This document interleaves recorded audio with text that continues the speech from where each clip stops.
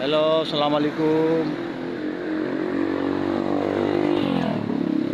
पहले मेरा घर का 100 पीस है माशाल्लाह। ये आगान हॉस्पिटल का सामने है। आप लोग आओ, विजिट करो आगान हॉस्पिटल के सामने। ये घर का गार्डन का सामान, सारे सामान मिल जाएगा गार्डन का। गमला है, बर्तन है, प्लेट है, कूलर है, मिट्टी का सुराही सुराही है, पानी ठंडा रखने का। वीडियो अच्छा लगे तो लाइक करना, चैनल को शेयर करना, सब्सक्राइब करना। फेसबुक पे पेज से फॉलो कर लेना, ज़्यादा से ज़्यादा शेयर कर देना। अल्लाह हाफ़िज़। ये सारे गार्डन का सामान है।